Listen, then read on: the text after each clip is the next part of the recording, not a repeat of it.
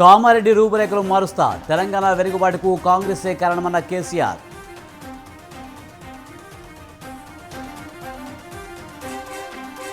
MP సీట్లు, భూములను కేసీఆర్ అమ్ముకున్నారు. రాష్ట్రాన్ని అప్పుల పాలు చేశారన్న రేవంత్. బీఆర్ఎస్, బీజేపీ నేతల ఇళ్లపై ఐటీ దాడులు జరగవా? రాష్ట్రంలో కాంగ్రెస్ సునామీ రాబోతుందన్న పొంగిరెడ్డి. కాంగ్రెస్, బీఆర్ఎస్ రెండు ఒకటే, కాళేశ్వరంలో వేల కోట్లు కాజేశారన్న బండి.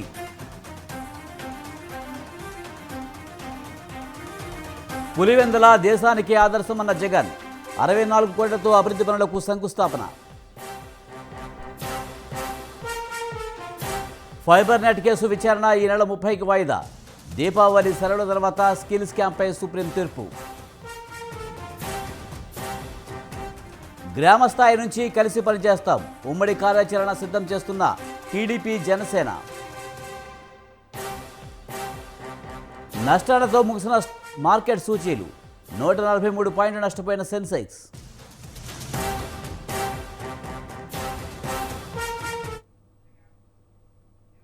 బీఆర్ఎస్ అధినేత ముఖ్యమంత్రి కేసీఆర్ ఒకే రోజు 2 చోట్ల నామినేషన్ దాఖలు చేశారు. గజ్వేల్ అసెంబ్లీ నియోజకవర్గం నుంచి మూడోసారి పోటీ చేస్తున్న ముఖ్యమంత్రి కేసీఆర్ తన నామినేషన్ పత్రాలను ఆర్ఓ కార్యాలయంలో ఎన్నికల రిటర్నింగ్ అధికారికి సమర్పించారు. ఎర్రవెల నుంచి ప్రత్యేక హెలికాప్టర్లో గజ్వేల్కి వెళ్లారు కేసీఆర్. నామినేషన్ దాఖలు అనంతరం గజ్వేల్ నుంచి హెలికాప్టర్లో కామారెడ్డికి చేరుకున్నారు. కామారెడ్డిలో మధ్యాహ్నం నామినేషన్ దాఖలు చేశారు.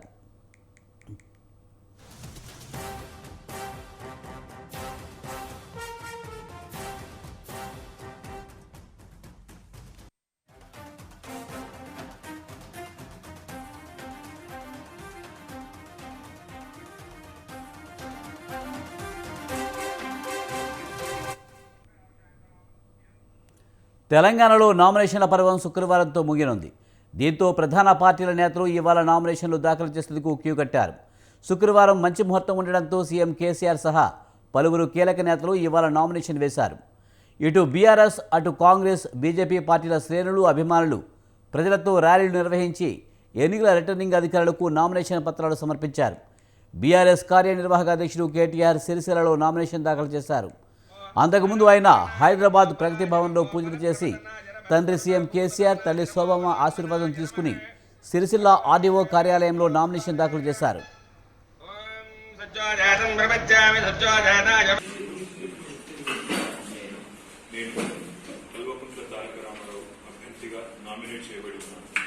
శాసనసభలోని ఖాళీని పూరించడానికి నామినేట్ చేయబడినాను. సత్యనిష్టతో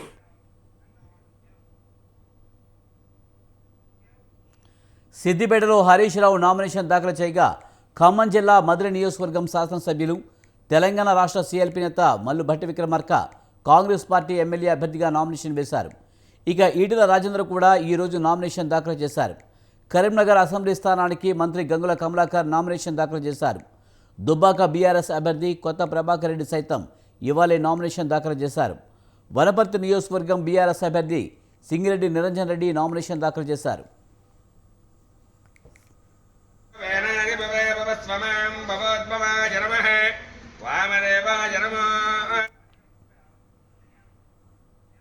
యాభై ఏళ్లు పాలించిన కాంగ్రెస్ ఏం చేసిందని సీఎం కేసీఆర్ ప్రశ్నించారు. కాంగ్రెస్ పాలనలో దళితులు అణచివేతకు గురయ్యారని అన్నారు. నెహ్రూ హయాంలో దళిత బంధు పెట్టి ఉంటే దళితులు అభివృద్ధి చెందేవారన్నారు. త్వరలో బీడీ పింఛన్ 5,000 చేస్తామన్న సీఎం 1,00,000 మంది కొత్త బీడీ కార్మికులకు పింఛన్ అమలు చేస్తామన్నారు. రైతు బంధు, దుబారా అనే పార్టీలకు ఓటేస్తారా? 50 లక్షలతో అడ్డంగా దొరికిపోయిన రేవంత్ను కేటీఆర్పై పోటీకి పెడతారా అని ప్రశ్నించారు. ఎవరిని గెలిపిస్తారో ప్రజలు ఆలోచించాలన్నారు. కాంగ్రెస్ పార్టీ 50 ఏళ్ళు ఈ దేశాన్ని, రాష్ట్రాన్ని పరిపాలించింది. మీరందరూ ఒక మాట దయచేసి ఆలోచన చేయాలి. తెలంగాణ మనది మనకే ఉండే 1956 దాకా ఉండే. ఉన్న తెలంగాణ ఊడగొట్టినోడు ఎవడు? ఆనాడు వద్దని చెప్తుంటే, నెత్తినోరు మొత్తుకుంటుంటే, సిటీ కాలేజ్ దగ్గర విద్యార్థులు హైదరాబాద్లో ఇడ్లీ సాంబార్ గోబ్యాక్ అని ఉద్యమం చేస్తూ ఉంటే కర్కశంగా 7 విద్యార్థులను కాల్చేసి జబర్దస్తిగా తీసుకుపోయి తెలంగాణను ఆంధ్రలో కలిపింది. ఆ ఒక్క దెబ్బతోని 58 ఏళ్ళు మనం గుడగొడ ఏడిసినాం. ఎంత నష్టపోయినాం. ఎంత బాధపడ్డాం. తెలంగాణ వచ్చినాడు మన పరిస్థితి ఏంది? కరెంటు లేదు, మంచినీళ్ళు లేవు, సాగునీళ్ళు లేదు, వలస పోవుడు, బతకబోవుడు, చేనేత కార్మికులు చచ్చిపోవుడు, రైతులు ఆత్మహత్యలు చేసుకున్నాడు. ఎన్నికల ప్రచారంలో భాగంగా రేవంత్ రెడ్డి సీఎం కేసీఆర్పై ఘాటు వ్యాఖ్యలు చేశారు. పాలకుర్తి కాంగ్రెస్ అభ్యర్థి మామిడాల యశస్విని రెడ్డి నామినేషన్ సందర్భంగా నిర్వహించిన బహిరంగ సభలో టీపీసీసీ చీఫ్ రేవంత్ రెడ్డి మాట్లాడుతూ కేసీఆర్ రాష్ట్రాన్ని అప్పులపాలు చేశారని విమర్శించారు. 24 గంటల ఉచిత విద్యుత్ ఇస్తున్నట్లు కేసీఆర్ నిరూపిస్తే తాము నామినేషన్లు కూడా వేయమన్నారు. నిరూపించకపోతే వరంగల్ ఏకశిలా పార్కు వద్ద ముక్కు నేలకు రాస్తావా అని సవాల్ విసిరారు. ఎంపీ సీట్లు, కోకాపేట భూములు కేసీఆర్ అమ్ముకున్నాడని విమర్శించారు. నమ్మకమంటే కాంగ్రెస్, అమ్మకమంటే బీఆర్ఎస్ అంటూ పంచి డైలాగులు విసిరారు.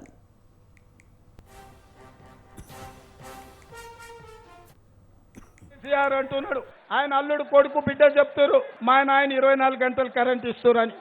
నేను చెప్పదలుచుకున్న ఎర్రబల్లి దయాకర్రావుకు, కల్వకుంట్ల చంద్రశేఖరరావుకు, హరీష్ రావుకు, తారక రామారావుకు, అదేవిధంగా కృష్ణారావుకు ఎవరెవరు ఉన్నారో మీ రావులందరూ రాండి. పాలకుర్తిలో సబ్ స్టేషన్ కాడికి పోదాం. అక్కడ లాగ్ బుక్ తీద్దాం. మీరు 24 గంటల ఉచిత విద్యుత్ ఇస్తే ఇక్కడ యశస్విని, అక్కడ నేను నామినేషన్ వేయం. మీరే ఎన్నికలు చేసుకోండి. 24 గంటల ఉచిత విద్యుత్ లేకపోతే కల్వకుంట్ల చంద్రశేఖరరావు నువ్వు నామినేషన్ వెనక్కి తీసుకోవాల్సిన పని లేదు. వరంగల్లో ఏకశిల పార్కు దగ్గర జయశంకర్ గారి ముందర ముక్కు నేలకు రాసి తెలంగాణ ప్రజలకు క్షమాపణ చెప్పాలి. సిగ్గులోనోడు కేసీఆర్ నాదేం పోతుంది, నా ముక్కింత పడుకుంది, ఎంతైనా నేలకు రాస్తానని అన్నా అంటాడు. ఎందుకంటే అబద్ధాలతో నేను ఎక్కాలనుకున్నాడు. రేవంత్ రెడ్డి వస్తే తెలంగాణ నమ్ముతాడని నేను అడుగుతున్నా. కాంగ్రెస్ పార్టీ అంటే నమ్మకం. తాను జైలుకు వెళ్లడానికి కారణం ఎర్రబెల్లి దయాకర్రావు అని చెప్పారు రేవంత్. అప్పట్లో శత్రువులతో చేతులు కలిపి టీడీపీకి నమ్మక ద్రోహం చేశాడని విమర్శించారు. ఇక్కడ దోచుకున్న సొమ్మును అమెరికాలో పెట్టుబడులు పెడుతున్నాడని అన్నారు. ఈ ఎన్నికల్లో ఎర్రబెల్లికి బొంద పెట్టాలని ఓటర్లను కోరారు.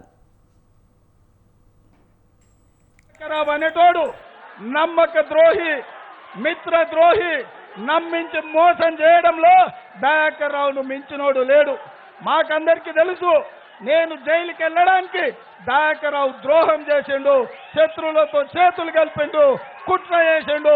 నేను జైల్లో ఉన్నా అంటే దానికి ఎర్రబల్లి దయాకర్రావే కారణం. ఇవాళ కాంగ్రెస్ పార్టీ కార్యకర్తలారా, ఇవాళ తెలంగాణలో తెలుగుదేశం పార్టీని దెబ్బతీయడానికి దయాకర్రావు కుట్రలే కారణం. ఆ రోజు శత్రుపక్షాలతో చేరి కుట్రలు చేసి తెలుగుదేశాన్ని దెబ్బతీసిండు. అందుకే ఈ వేదిక మీద నుంచి తెలుగుదేశం పార్టీ అభిమానులకు కూడా నేను పిలుపునిస్తున్నా, మీరందరూ కలిసి రండి, ఎర్రబల్లి దయాకర్రావును బొందబెట్టండి అని చెప్పి ఈ సందర్భంగా విజ్ఞప్తి చేస్తున్నాను. బీఆర్ఎస్, బీజేపీ కలిసి కాంగ్రెస్ను ఇబ్బంది పెట్టాలని చూస్తున్నాయని మాజీ ఎంపీ పొంగిరెడ్డి శ్రీనివాస్ అన్నారు. బీఆర్ఎస్, బీజేపీ కుట్రలో భాగంగానే తన ఇంటిపై ఐటీ దాడులు జరిగాయని ఆరోపించారు. బీజేపీలోకి రావాలని నాపై ఒత్తిడి చేశారని తెలిపారు. బీజేపీలోకి రాలేదని, కాంగ్రెస్ గ్రాఫ్ పెరిగిందని ఇబ్బందులు పెడుతున్నారని ఆరోపించారు. కేసీఆర్ కుటుంబాన్ని విమర్శిస్తే ఐటీ దాడులు జరుగుతాయని తనకు తెలుసని చెప్పారు. ఉద్దేశపూర్వకంగానే నామినేషన్ వేసే రోజు సోదాలు జరుపుతున్నారని పొంగులేటి తెలిపారు.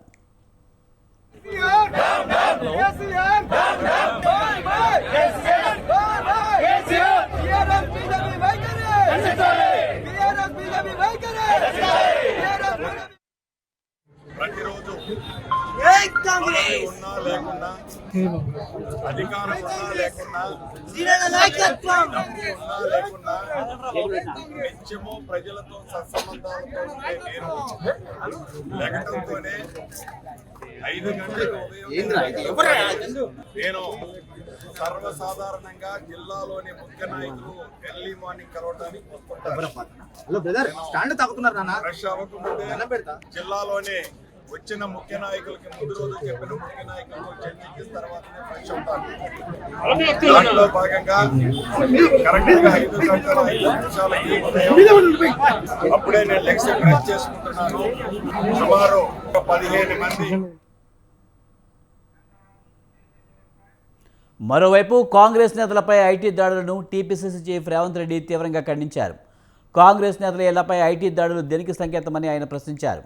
బీఆర్ఎస్ బీజేపీ నేతల ఇళ్లపై ఐటీ రైడ్స్ ఎందుకు జరగడం లేదని రేవంత్ నిలదీశారు. రాష్ట్రంలో కాంగ్రెస్ సునామీ రాబోతుందని స్పష్టమైందని చెప్పారు. కాంగ్రెస్ సునామీని ఆపడానికి చేస్తున్న కుతంత్రం ఇదని రేవంత్ రెడ్డి ఫైర్ అయ్యారు.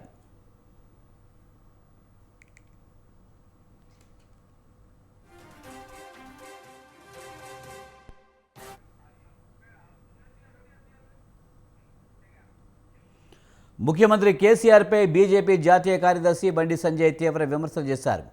ఖానాపూర్ బీజేపీ సభలో పాల్గొన్న కాంగ్రెస్ బీఆర్ఎస్ రెండు ఒకటే అన్నారు. కాంగ్రెస్ వారిని గెలిపిస్తే బీఆర్ఎస్లోకి కలుస్తారని అన్నారు. కేసీఆర్ కాళేశ్వరం ప్రాజెక్టు అంచనా వ్యయం పెంచి వేల కోట్లు కాజేశాడని ఆరోపించారు. రాష్ట్రాన్ని అప్పుల పాలు చేశాడని ఆరోపించారు. కాంగ్రెస్ పార్టీలకు ఓటేస్తే వాళ్ళు మళ్ళా ఏడిపోతారు, మళ్ళా బీఆర్ఎస్ పార్టీకి పోతారు. కాంగ్రెస్ పార్టీ 19 మంది గెలిచిన 12 మంది wholesale BRS party.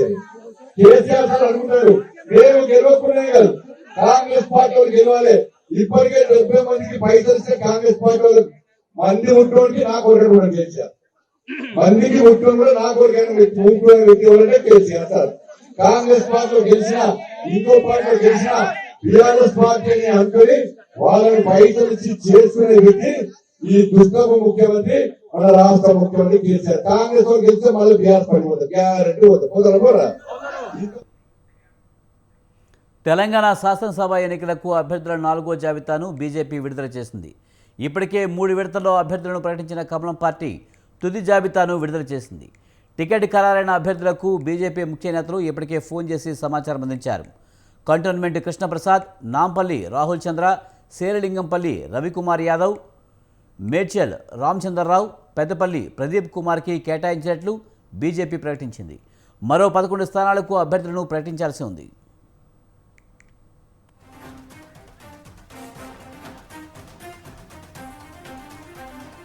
AP CM Jagan పులివెందులలో పర్యటించారు. అభివృద్ధికి నిలువెత్తు నిదర్శనంగా తీర్చిదిద్దిన పులివెందుల పట్టణం దేశానికి ఆదర్శనీయమన్నారు. పులివెందుల మున్సిపాలిటీ పరిధిలో 64.54 కోట్లతో పలు అభివృద్ధి పనులకు ప్రారంభోత్సవాలు, శంకుస్థాపనలు చేశారు. పులివెందులలో స్వామి నారాయణ గురుకుల పాఠశాలకు శంకుస్థాపన చేసిన సీఎం జగన్ అగ్రికల్చర్, హార్టికల్చర్ ల్యాబ్ను ప్రారంభించారు. స్టేట్ ఆఫ్ హార్ట్ సెంట్రల్ లైబ్రరీని ప్రారంభించారు. ఆదిత్య బిర్లా యూనిట్ని సీఎం జగన్ పరిశీలించారు.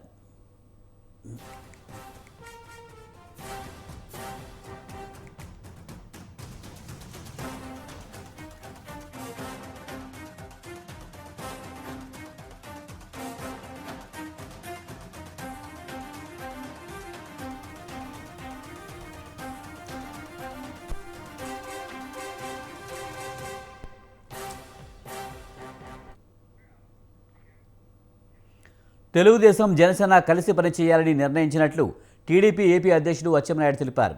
గ్రామ స్థాయి నుంచి రాష్ట్ర స్థాయి వరకు కలిసి పనిచేస్తాయన్నారు. Legal wing, technology wing, NRI wing కూడా ఉమ్మడిగా పనిచేస్తాయన్నారు. 14, 15, 16 తేదీల్లో అన్ని నియోజకవర్గాల్లో టీడీపీ, జనసేన ఆత్మీయ సమావేశాలు నిర్వహించాలని నిర్ణయించినట్టు తెలిపారు. ఆయా నియోజకవర్గాల ఉద్యమ కార్యాచరణను రూపొందించుకుంటామన్నారు. రాష్ట్ర స్థాయి నుంచి గ్రామ స్థాయి వరకు తెలుగుదేశం పార్టీ, జనసేన కలిసి పనిచేయాలి. దీంతో పాటుగా 2 పార్టీల్లో ఉన్నటువంటి అన్ని వింగ్స్, లీగల్ వింగ్ కానీ, టెక్నాలజీ వింగ్ కానీ, ఇటు ఎన్ఆర్ఐ వింగ్ కానీ, ప్రతి వింగ్ కూడా కలిసి పనిచేయాలి. ఈ రాష్ట్రమైనా, దేశమైనా, ప్రపంచంలో ఎక్కడున్నా సరే 2 పార్టీలు కలిసి పనిచేయాలని చెప్పి నిర్ణయం తీసుకున్నాం. గత సమావేశంలో ఉమ్మడి జిల్లాను ఒక యూనిట్గా తీసుకొని జిల్లా సమావేశాలు ఏర్పాటు చేసి తెలుగుదేశం పార్టీ, జనసేన నాయకులందరూ కూడా సమావేశం అయ్యారు. దానికి కంటిన్యూస్గా రేపు 14, 15, 16 తారీఖులు ఈ 3 రోజులు 175 నియోజకవర్గాల్లో 3 రోజులు కూడా నియోజకవర్గ సమావేశాలు, తెలుగుదేశం పార్టీ, జనసేన ఆత్మీయ సమావేశాలు ఏర్పాటు చేసుకుని అందరూ కలిసి నియోజకవర్గాల వారీగా ప్రణాళికలు తయారు చేసుకోమని చెప్పి ఇప్పుడే నిర్ణయం తీసుకున్నాం. ఏ నియోజకవర్గం ఎప్పుడనేది 1-2 రోజుల్లో అనౌన్స్ చేస్తామని చెప్పి తెలియజేస్తున్నాను. తెలంగాణ ఎన్నికల్లో జనసేన బీజేపీతో కలిసి పోటీ చేస్తుందని ఆ పార్టీ రాజకీయ వ్యవహారాల కమిటీ చైర్మన్ నాదెండ్ల మనోహర్ అన్నారు. మొదటి నుంచి జనసేన బీజేపీతో కలిసి ఉందని అన్నారు.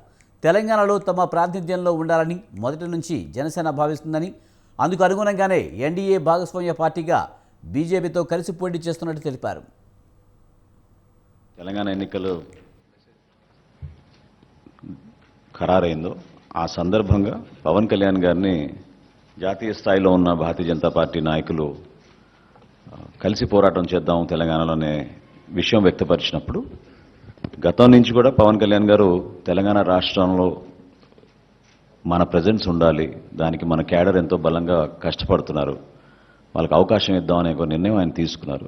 అందుకు అనుగుణంగా ఒక ఎన్డీఏ అలయన్స్ పార్ట్నర్గా ప్రధానమంత్రి మోడీ గారిని అదేవిధంగా అమిత్ షా గారిని కలిసిన తర్వాత ఈ నిర్ణయం తీసుకుని తెలంగాణ ఉప ఎన్నికల్లో భారతీయ జనతా పార్టీతో జనసేన పార్టీ అక్కడ పోటీ చేస్తుంది.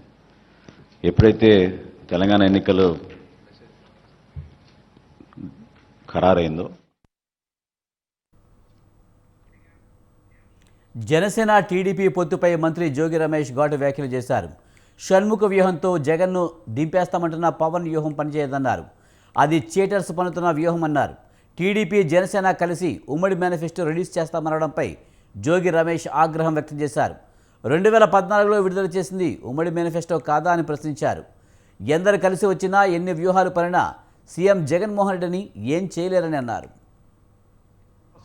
ఒకళ్ళు చెబుతారు ఏం వ్యూహం, షణ్ముఖ వ్యూహం, జగనన్న దించేస్తారంట. షణ్ముఖ వ్యూహం అంటా ఉన్నాడు, ఎవరో తెలుసా? పవన్ కళ్యాణ్ అంట షణ్ముఖ వ్యూహంతోనంట జగనన్న దించేస్తాడంట. ఇది సాధ్యమేనా? నేను ఒకటే చెప్తా ఉన్నా పవన్ కళ్యాణ్కి, షణ్ముఖ వ్యూహం కాదురా బాబాది, చీటర్స్ అందరూ కూడా ఒక్క దరికి చేరి వ్యూహం పన్నుతా ఉన్నారు. మాకు వ్యూహాలు అవసరంలా, మా జగనానికి వ్యూహాలు అవసరంలా. మన ఊపిరి ఎవరు? బీసీ, ఎస్సీ, ఎస్టీ, మైనార్టీ, కాపు అన్న తమ్ముల ఊపిరి ఎవరు? జగనన్న. షణ్ముఖ వ్యూహం అంటే తెలుసా? ఎవరో తెలుసా? చంద్రబాబు నాయుడు, పవన్ కళ్యాణ్, లోకేష్, తెలుగుదేశం పార్టీ, జనసేన కలిసి ఉమ్మడి కార్యాచరణ మీటింగ్, ఉమ్మడి మేనిఫెస్టో రిలీజ్ చేస్తారంట. 2014లో మీరు చేసింది ఏంటి? బీసీ, ఎస్సీ, ఎస్టీ, మైనార్టీ వర్గాల అభ్యున్నతికి వైఎస్ జగన్ కృషి చేస్తున్నారని అన్నారు మంత్రులు జోగి రమేష్, మేరుగ నాగార్జున. కృష్ణా జిల్లా పామరు నియోజకవర్గంలో ఎమ్మెల్యే అనిల్ కుమార్ ఆధ్వర్యంలో జరిగిన సామాజిక సాధికార బస్సు యాత్రలో పాల్గొన్నారు. పేదవాళ్లు అత్యున్నత స్థితిలో ఉండాలన్నదే జగన్ ఆశయమన్నారు వైసీపీ నేతలు.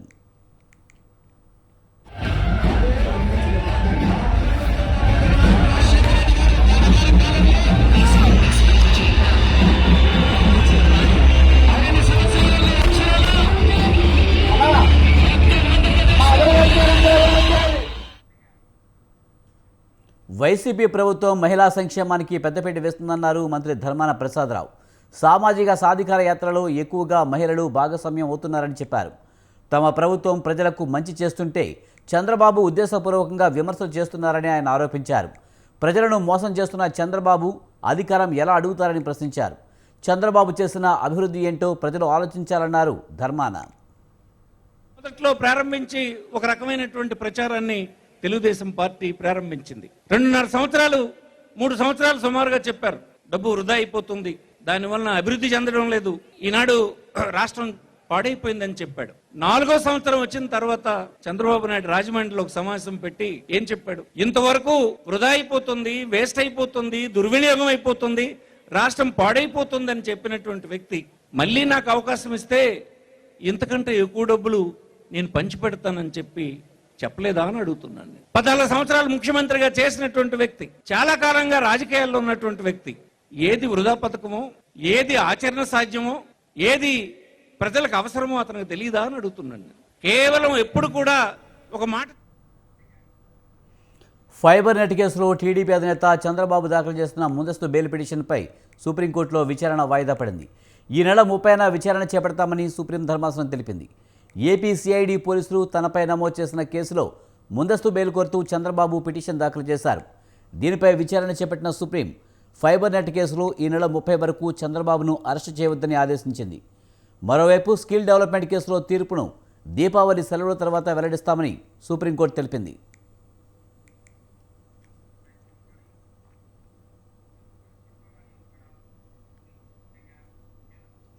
సెక్షన్ 17A నిబంధన ఈ కేసులో ఉన్నందున స్కిల్ కేసు తీర్పు వచ్చాక విచారిస్తామని సుప్రీంకోర్టు తెలిపింది. కేసు ముగిసే వరకు అరెస్టు చేయబోమన్న నిబంధన కొనసాగించాలని చంద్రబాబు తరపు న్యాయవాది సిద్ధార్థ లోద్రా కోరారు. అయితే గత హామీ మేరకే ఉంటామని రాష్ట్ర ప్రభుత్వం తరపు న్యాయవాదులు తెలిపారు. కేసు విచారణను ఈ నెల 23కి వాయిదా వేయాలని తొలుత ధర్మాసనం నిర్ణయించింది. అయితే సిద్ధార్థ లోద్రా విజ్ఞప్తి మేరకు విచారణను సుప్రీంకోర్టు ఈ నెల 30కి వాయిదా వేసింది.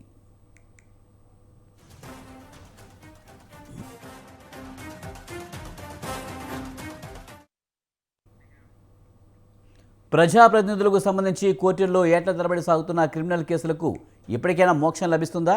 ఆయా కేసుల విచారణ ఇక నుంచైనా వేగంగా సాగుతుందా? ఎంపీ, ఎమ్మెల్యేలు సహా ఇతర ప్రజాప్రతినిధులపై ఇప్పటికే సాగుతున్న కేసుల విచారణ వేగవంతానికి ప్రత్యేక బెంచ్లు ఏర్పాటు చేయాలని సుప్రీం ఆదేశించడంతో ఇప్పుడు అందరిలోనూ ఇదే చర్చ.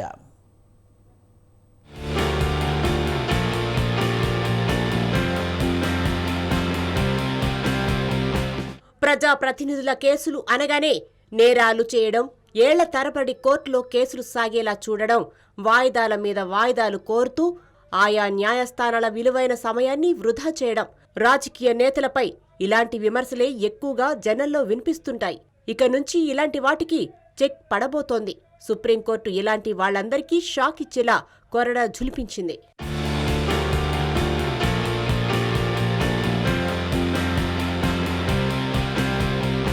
ఎంపీలు, ఎమ్మెల్యేలు సహా ఇతర ప్రజాప్రతినిధులపై నమోదైన క్రిమినల్ కేసుల విచారణ వేగవంతం చేసేందుకు ప్రత్యేక బెంచ్లను ఏర్పాటు చేయాలని ఆయా రాష్ట్రాల హైకోర్టులను ఆదేశించింది సుప్రీంకోర్టు. ఎంపీలు, ఎమ్మెల్యేలపై నమోదైన క్రిమినల్ కేసుల విచారణను వేగవంతం చేసేందుకు చర్యలు తీసుకోవాలని న్యాయవాది అశ్విని ఉపాధ్యాయ దాఖలు చేసిన పిటిషన్పై సీజేఐ జస్టిస్ డివై చంద్రచూడ్ నేతృత్వంలోని ధర్మాసనం విచారణ జరిపింది.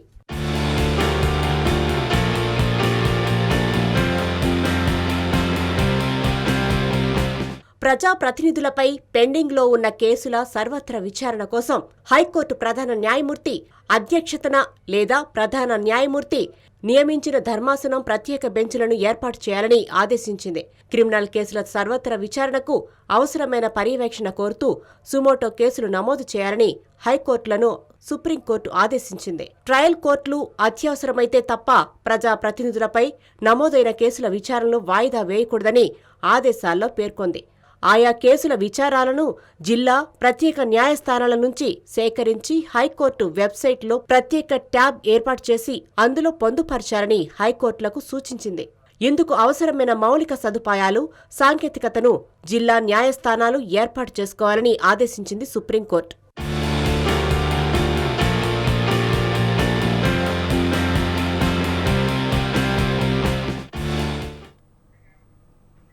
లోక్సభ నుంచి తృణమూల్ కాంగ్రెస్ ఎంపీ మహువా మైత్రాను బహిష్కరించాలని లోక్సభ ఎథిక్స్ కమిటీ సిఫార్సు చేసింది.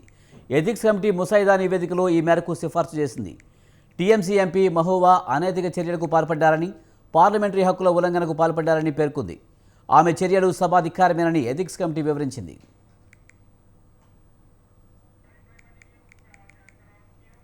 తృణమూల్ కాంగ్రెస్ ఎంపీ మహువా మైత్రిపై వచ్చిన క్వాష్ ఫర్ క్వెరీ ఆరోపణల ముసాయిదా నివేదికను సర్కారు ఖరారు చేయడానికి లోక్సభ ఎథిక్స్ కమిటీ గురువారం సాయంత్రం 4 గంటలకు సమావేశమైంది.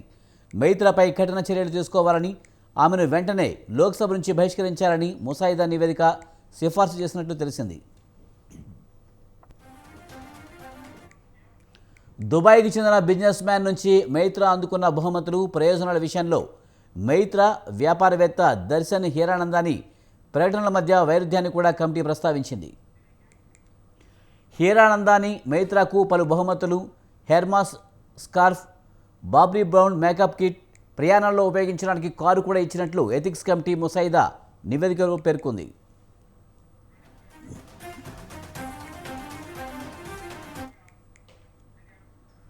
కులగణన చేపట్టి సంచలనం సృష్టించిన బీహార్ మరో గణతకు నాంది పలికింది. షెడ్యూల్ కులాలు, తెగలు, అత్యంత వెనుకబడిన తరగతులు, ఇతర వెనుకబడిన తరగతులకు ప్రస్తుతం 50% కోటాను 65% పెంచడానికి వీలు కల్పిస్తూ బీహార్ రిజర్వేషన్ల సవరణ బిల్లును అసెంబ్లీ ఏకగ్రీవంగా ఆమోదం తెలిపింది. విద్యా సంస్థలు, ప్రభుత్వ ఉద్యోగాల్లో రిజర్వేషన్లు పెంచుతూ ఇందుకు సంబంధించి బిల్లులను ముజువానీ ఓటుతో ఏకగ్రీవంగా ఆమోదించింది. నితీష్ కుమార్ ప్రభుత్వం నిర్వహించిన సమగ్ర కుల సర్వే నేపథ్యంలో ఈ నిర్ణయం తీసుకుంది. ఎస్టీ కోటాను 1 నుంచి 2%, ఎస్సీ కోటాను 16 నుంచి 20% పెంచనున్నారు. ఈబీసీలకు కోట 18% నుంచి 25%, ఓబీసీలకు 12% నుంచి 15% పెంచుతూ బిల్లులను ఆమోదించారు.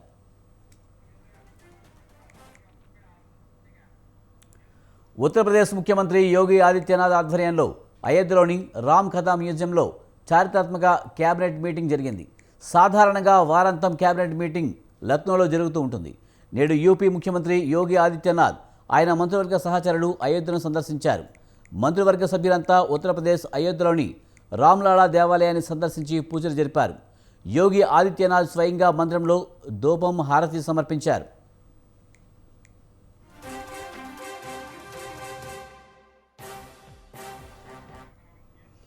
2019లో నవంబర్ 9నే సుప్రీంకోర్టు చారిత్రాత్మక తీర్పు ఇచ్చింది.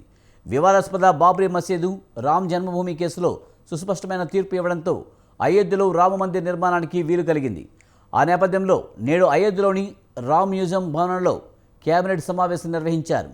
అంతకుముందు కేబినెట్ సభ్యులంతా హనుమాన్ మందిర్, రామ్లీలా మందిర్, ఇతర మందిరాలను దర్శించారు. నిర్మాణంలో ఉన్న రామ మందిరాన్ని సీఎం యోగి ఆదిత్యనాథ్ పరిశీలించారు. రామ్ కథా మ్యూజియం సందర్శించి స్థానికులకు అభివాదం తెలిపారు.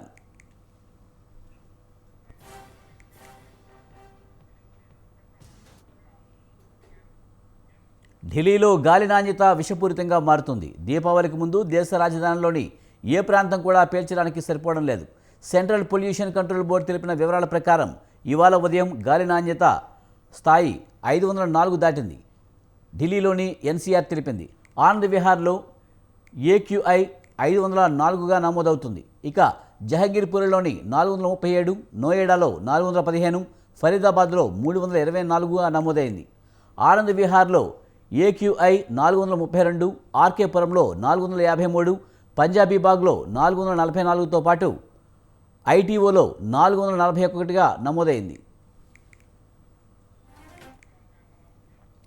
వాతావరణ శాఖ తెలిపిన వివరాల ప్రకారం రాబోయే కొద్ది రోజుల్లో ఢిల్లీ, ఎన్సీఆర్లో తేలికపాటి వర్షాలు కురిసే అవకాశం ఉందని, ఆ తర్వాత వాయు కాలుష్యం తగ్గే అవకాశం ఉందని వెల్లడించింది. రోజురోజుకి గాలిలో నాణ్యత కోల్పోవడంతో ఢిల్లీ ప్రజలు తీవ్ర ఇబ్బందులు పడుతున్నారు. చాలా ప్రాంతాల్లో ఏక్యూఐ 400 కంటే ఎక్కువ నమోదైందని స్థానికులు తెలిపారు. मेरा नाम नरेश है। मैं यहीं साउथ दिल्ली का निवासी हूं और दिल्ली में आजकल जो पॉल्यूशन की हालत हुई है वो इतनी खतरनाक है कि it is very dangerous for small children, old age people and even for every age. It is very very dangerous. I think government needs to do some very corrective actions to control this. Otherwise things would be out of hands. Normally we see कि पराली के कारण ये जो है ये pollution आता है, पर मुझे लगता है कि शायद पराली वाला पार्ट तो गवर्नमेंट ने कंट्रोल कर लिया है कुछ हद तक. मेरा ये मानना है कि अब जो फिलहाल की जो सिचुएशन है ये वाकई दम घोटू स्थिति है और इसमें सबसे बड़ी जो कारण बता रहे हैं किसी तरह का, इसके बारे में मैं कुछ नहीं कह सकता, लेकिन बाकी जो स्थिति है वो काफी गंभीर है. लोगों को भी इस पे अवेयर रहना चाहिए. अपने आप को शुरू से जो सुबह शाम है जो बाहर निकलते हैं वो या तो मास्क पहन के निकलें या इस तरह से अपने आप को सेफ्टी रखना जरूरी है. जैसे ही कुछ दिनों में स्थिति सुधरेगी तो आदमी हर तरह का व्यायाम या सब सुबह व्यायाम से अवॉइड करें. जिन लोगों को मजबूत स्थिति है वो चाहे कुछ भी कर सकते हैं, लेकिन जिनकी इम्यूनिटी पावर कमजोर है या जिनके सांस लेने में दिक्कत या फेफड़ों में किसी तरह की प्रॉब्लम है वो इस जो ఈశాన్య రుతుపవనాల ప్రభావం తమిళనాడుపై పడింది. తమిళనాడు వ్యాప్తంగా భారీ వర్షాలు కురుస్తున్నాయి. కోయంబత్తూర్, తిరువూర్, మదురై, తేని, దీనిగునిల్ జిల్లాల్లో కుండపోత వర్షం పడుతుంది. ఈ క్రమంలో జిల్లాలోని ప్రభుత్వ, ప్రైవేటు పాఠశాలలకు అధికారులు సెలవులు ప్రకటించారు. రాబోయే 24 గంటల్లో తమిళనాడు, కేరళ వ్యాప్తంగా భారీ వర్షాలు కురిసే అవకాశం ఉందని, ప్రజలు అప్రమత్తంగా ఉండాలని భారత వాతావరణ శాఖ అధికారులు హెచ్చరించారు.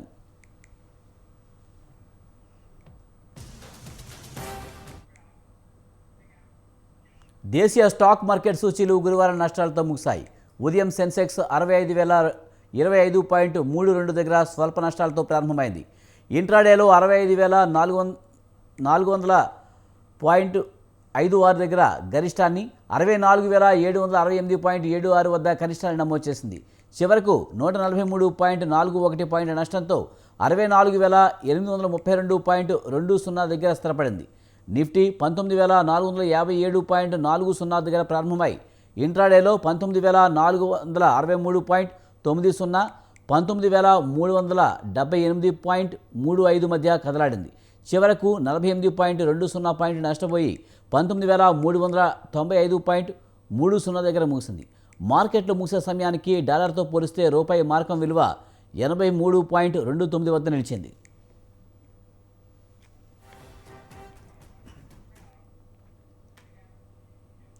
ఇవి బులెటిన్ విశేషాలు. చూస్తూనే ఉండండి స్వతంత్ర.